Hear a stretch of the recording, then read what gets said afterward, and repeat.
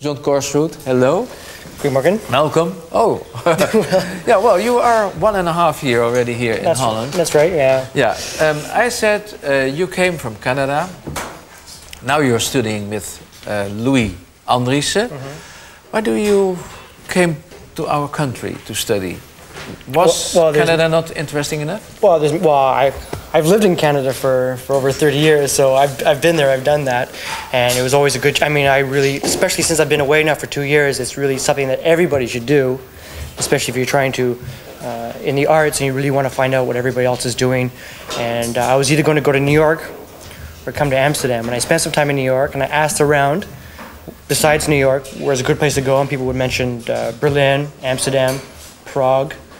And then Louis was recommended to me as a teacher, and because he's a very good teacher, he doesn't turn up his nose, for instance, at pop influences or stuff like that, and that's pretty much the world that I'm from. You're coming from the pop. Yeah, well, I'm a trumpet player, and just being a freelance human being, you end up doing everything and anything. You played with famous people, isn't it? Sorry? You played with famous people. Well, maybe. Mention some. Yeah, no. No, you don't. Well, isn't it Kenny Wheeler and those? And Kenny Wheeler and George Lewis and Barry Guy from England and Myra Melfridge. No, that tells something about. Yeah, I'm an improvising trumpet player, but that's really the world that I'm from. I do half classical, half jazz, and then I have my own ensemble in Vancouver, which I compose for.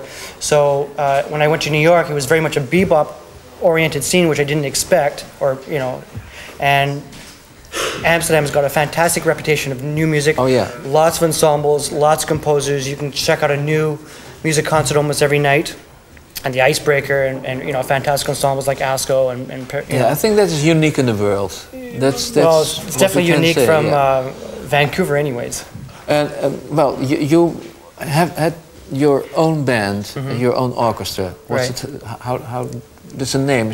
It's the Hard Rubber Orchestra. Yeah, and you made a lot of compositions for that orchestra. There's one here. We will listen to it.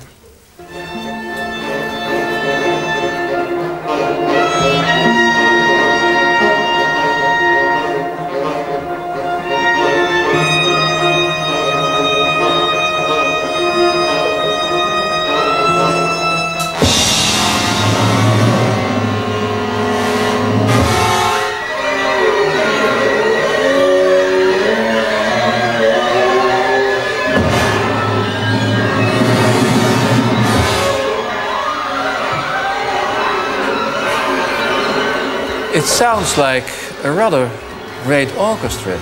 It's many people in it. Yeah, a brass section, isn't it? Yeah, it's like a big band. Yeah, it's actually the same instrumentation as a jazz big band, but with electric violin. Yeah, electric violin, and but that was all saxophones that you heard there. And the great thing about improvising musicians is that they can do things that classical musicians can't do, and vice versa. That classical musicians can do things like that jazz musicians can't do. Like they can actually read music and play in tune.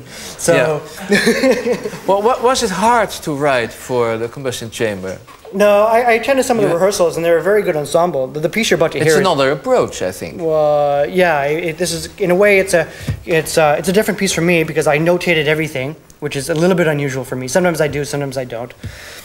And the piece they're about to play is actually an extremely difficult piece, and they did a really good job. They did a really good job and very well prepared. Let's talk about the piece.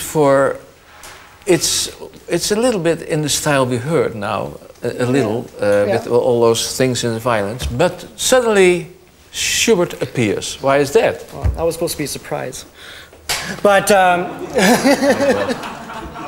Don't tell anything about it anymore. Yeah.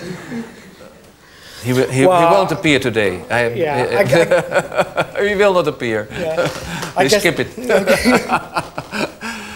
But no. A little bit about the piece. Well, I'll explain the Schubert since you asked. I mean, I guess in new music, like composers like myself, it's always about trying to push some sort of extremes. Yeah. Technique or sound, or that's what I'm interested in. But to be honest, to try to push extremes with things like oboes and bassoons, these are relatively old instruments that weren't really designed to do these sort of things. I guess I come from the world of electric guitars and electroacoustic stuff, and it's easier to do that. So for me, to putting the Schubert in there was actually to have some music that it sounds totally natural to hear bassoons and oboes, and when I hear it, it makes a lot of sense. Hier is het Combustion Chamber onder leiding van Rutger van Leijden. Volgende week de componist Carl Davis.